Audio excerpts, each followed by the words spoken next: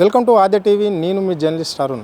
So ఇప్పుడు రాష్ట్రంలో మాత్రము ఎక్కడ ఏ ప్రభుత్వం చేయని విధంగా ప్రశ్నించే గొంతుకలను రాష్ట్ర ప్రభుత్వం అరెస్ట్ చేస్తుంది అనే అంశాలపైన ఇప్పుడు మనతో పాటు బీఆర్ఎస్ స్టూడెంట్ నేత సాయి తేజరావు ఉన్నాడు. అడిగి తెలుసుకునే ప్రయత్నం చేద్దాం. చెప్పండి అన్న, ఎందుకు ఈ ప్రభుత్వం ఇంతగా అరెస్టులు చేయాలి, ప్రశ్నించే వాళ్ళను అని ఎందుకు తీసుకుంటుంది? ఒకటి, తెలంగాణ రాష్ట్రం సాధననే ఒక ఉద్యమ పునాదులపైన ఏర్పడినటువంటి రాష్ట్రం.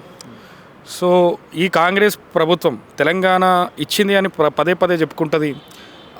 ఇవ్వడం వెనుక ఎన్ని ఉద్యమాలు జరిగినాయి, ఎన్ని ఆత్మ బలిదానాలు జరిగినాయి, ఎన్నిసార్లు అరెస్ట్ అయినాం, ఎన్నిసార్లు జైలుకు పోయినాం, అప్పటి జరిగిన అరెస్టులన్నీ కూడా ఎవరి ప్రభుత్వ హయాంలో జరిగినాయి అనేది ఒకసారి మనం ఆలోచించుకుంటే మంచిది. ఎందుకంటే కాంగ్రెస్ ఎప్పుడు ప్రభుత్వంలో ఉన్నా కూడా అణిచివేత ధోరణి చేయడం, గిరిజనుల పట్ల, ఆదివాసుల పట్ల, మైనారిటీల పట్ల, ప్రజల పట్ల ఒక నిరంకుశమైనటువంటి వ్యవహారం చేస్తూ ఉంటుంది. ఎందుకంటే ప్రజాపాలన గాడికి వదిలేసి, 6 గ్యారంటీలు గాడికి వదిలేసి కేవలం వాళ్ళు జేబులు నింపుకునేందుకు సుందరీకరణ పేర్లతోని లేదా ఇతర రకాల పేర్లతోని కేవలం కుటుంబ లబ్ధి కోసం ఆ సోనియా గాంధీ ఫ్యామిలీని మెప్పించడం కోసం ఇక్కడ ఉన్నటువంటి రేవంత్ రెడ్డి గవర్నమెంట్ పనిచేస్తుంది.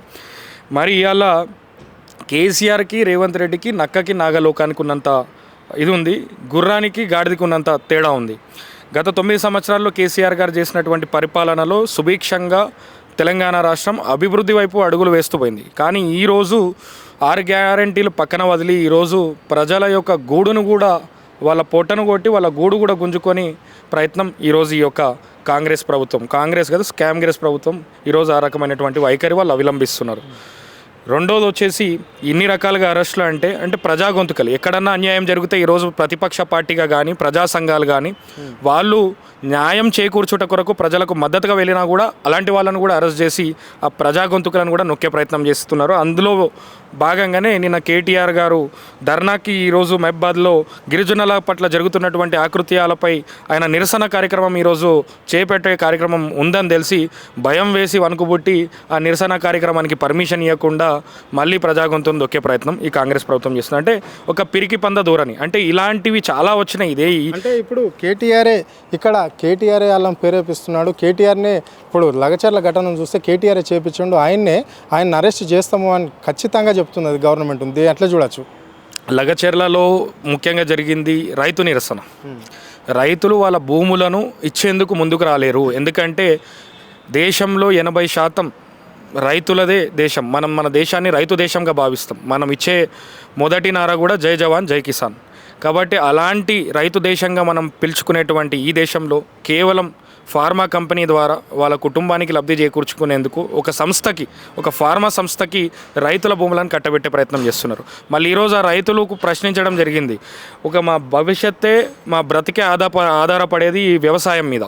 అలాంటి పొలాలని లాక్కొని మమ్మల్ని వెళ్ళిపోమంటే ఈ ఊరు వదిలేసి మా భూములు ఇచ్చేసి మేము ఎక్కడ బతకలేము. అలాంటి రైతుల భూములు అలాగ లాక్కుంటే తర్వాత పరిణామాలు పాపం వాళ్ళు ఆ ఇచ్చే ఎక్స్గ్రేషియా రాక, ఆ ఇచ్చే డబ్బులు వీళ్ళకి సరిపోక, వాళ్ళ భూమికి తగ్గ విలువ రాక, వాళ్ళు చేసుకున్న వ్యవసాయం వాళ్ళ వృత్తి వాళ్ళకి నష్టపోగా వాళ్ళు రోడ్డు మీద పడి సిటీలల్లో ఫుట్పాత్ల మీద అడుక్కొని తినే పరిస్థితి వస్తుంది. రైతులు ఫుట్పాత్ల మీద పాపము కాయ కష్టం చేసుకోక, లేబర్ పని దొరకక, చీప్ లిక్కర్కి వీటికి అలవాటు పడి వాళ్ళ ప్రాణాలు కోల్పోతారు. కాబట్టి రైతుని వాళ్ళ వ్యవసాయం నుండి దూరం చేసేటువంటి ఒక అరాచకమైనటువంటి చర్య ఈరోజు కాంగ్రెస్ ప్రభుత్వం చేస్తుంది. వాళ్ళు భూములు ఇవ్వడానికి సిద్ధం కాలే.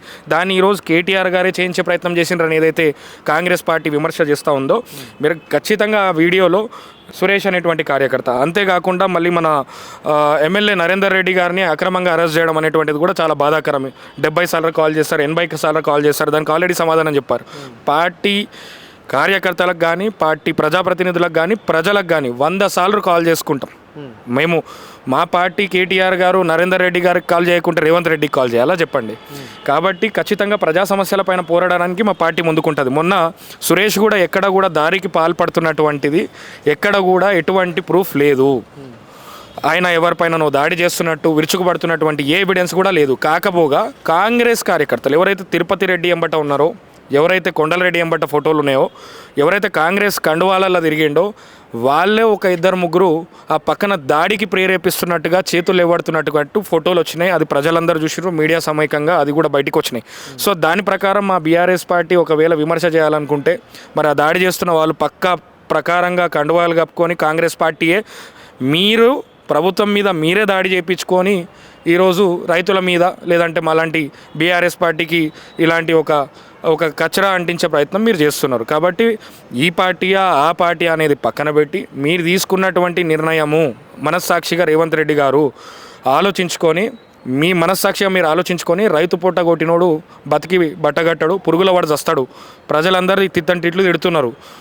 కాబట్టి ఇప్పటికైనా సిగ్గు తెచ్చుకొని మనస్సాక్షిగా ప్రజలు ఆడ రైతులు చేసింది స్వచ్ఛందంగా చేసింది రైతులు, అది రేవంత్ రెడ్డికి తెలుసు, అది వాళ్ళ పార్టీ అధిష్టానానికి తెలుసు. మరి ఎవరిని మెప్పు కోసం ఇలా చేస్తున్నాడో తెలియదు. నిన్న మొన్న కూడా మీటింగ్లో ఒకప్పుడేమో సోనియా గాంధీని రాక్షస్ అన్నాడు, ఒకప్పుడేమో వీళ్ళని ఇటలీ దాకా ధర్మి కొట్టాలన్నాడు, ఒకప్పుడేమో సోనియా గాంధీని బలిదేవత అనాలి, బలిదేవత ఈరోజు మరి ఆయనకి తల్లి అయింది. ఒకప్పుడు నరేంద్ర మోడీ తండ్రి అన్నాడు, తర్వాత ఈరోజు సోనియా గాంధీని తల్లి అంటున్నాడు. రాక్షసి అన్న ఆమె తర్వాత తల్లి అయింది. ఆయన ముఖ్యమంత్రి కావడం కోసం ఆయన సొంత ప్రయోజనాల కోసం రాక్షసిని తల్లిని చేసిండు. మళ్ళీ అంతేకాకుండా ఇంకా దిగజారినటువంటి వ్యాఖ్యలు, ఒక ముఖ్యమంత్రి హోదాలో ఉండి ఇంకా దిగజారుడు వ్యాఖ్యలు ఏంటంటే సోనియా గాంధీ కాళ్ళు గడిగి ఆ నీళ్లు నెత్తి మీద చల్లుకున్నా తక్కువేనేనా అంటాడు. ఒక ముఖ్యమంత్రి హోదాలో ఉండి తెలంగాణ రాష్ట్ర ముఖ్యమంత్రి హోదాగా ఒక సోనియా గాంధీ కాళ్ళు గడిగి నెత్తి మీద నీళ్లు చల్లుకుంటున్నావు అంటే ఏ తెలంగాణ రాక్షసి అన్ను అన్నవో ఆ రాక్షసి 1400కు పైన బలిదానాలను తీసుకున్నది, చాలామందిని అక్రమంగా కేసులలో అరెస్ట్ చేసింది, చాలామంది గూడు పోగొట్టింది, తెలంగాణ యొక్క సంస్కృతిని నశింపజేసే ప్రయత్నం చేసింది. మరి అలాంటి ఆమె కాళ్ళు గడిగి నెత్తి మీద నీళ్లు చల్లుకుంటే నువ్వు చల్లుకో, కానీ నువ్వు ముఖ్యమంత్రి హోదాలో అట్లాంటి మాటలు మాట్లాడడం తగడం కాదు. ప్రజలకు త్వరలో నీకు కరెక్ట్ బుద్ధి చెప్తారు. అంటే ఈ రాష్ట్రంలో కేసీఆర్, తెలంగాణలో కేసీఆర్ మొక్క లేకుండా చేస్తానని సీఎం రేవంత్ రెడ్డి అంటున్నాడు. దాన్ని ఎట్లా చూడొచ్చు ఆ వాక్యాలు? కేసీఆర్ అనే మొక్క మొలకెత్తకుండా చేస్తా అంటున్నాడు. కేసీఆర్ నాటినటువంటి మొక్క ఈరోజు ఎప్పుడో పెద్ద వృక్షమైంది, అందరికీ నీడనిచ్చింది. 9 సంవత్సరాలుగా 14 సంవత్సరాలు ఉద్యమం చేసి ఒక పెద్ద చెట్టుగా అప్పటి ఒక మొక్క పెద్ద వృక్షంగా మారింది. ఆ వృక్షంలో నీడవి నువ్వు కూడా ఒకప్పుడు టీఆర్ఎస్ పార్టీ కార్యకర్తవు అని మర్చిపోకు. నువ్వు కూడా రేవంత్ రెడ్డి ఒకరు అప్పటి టీఆర్ఎస్ వృక్షంలో నువ్వు ఒక మొక్కవి. నువ్వు ఇలా మొక్కను వీకి వారేస్తా అంటున్నావు, వృక్షాన్ని మొక్క అంటున్నావు. కాబట్టి నీలాంటి వాళ్ళు మస్తు మంది వచ్చిండ్రు పోయినరు. టీఆర్ఎస్ పార్టీని నువ్వు కాదు కదా, నీ జేజమ్మలు దిగి వచ్చినా కూడా టీఆర్ఎస్ పార్టీ గేటు కూడా దాకలేదు, బీఆర్ఎస్ పార్టీ భవన్ గేటు కూడా దాకలేరు. అది మీ బతుకులు, మీరు దిగజారుడు బతుకులు. మీరు మీ జాతిని కించపరుచుకుంటున్నారు రేవంత్ రెడ్డి గారు. మీ యొక్క జాతిని, మీ ఖ్యాతిని, మీ కాంగ్రెస్ పార్టీ యొక్క చిల్లర రాజకీయాలని ఈరోజు తెలంగాణ రాష్ట్రం యొక్క పరువుని తీస్తున్నారు. కాబట్టి మీలాంటి చిల్లరగాళ్ళకి త్వరలోనే ప్రజలు సరైన బుద్ధి చెప్తారు. కనీసం ముఖ్యమంత్రి అనే పదవికి మేము గౌరవం ఇస్తున్నాం, ఆ గౌరవాన్ని కూడా కించపరిచే విధంగా మనం వ్యాఖ్యలు చేసినాం. కాబట్టి త్వరలోనే కాంగ్రెస్ పార్టీకి ఎట్లాగో బుద్ధి చెప్తాం, త్వరలోనే నీకు కూడా తగిన బుద్ధి ప్రజలు చెప్తారు.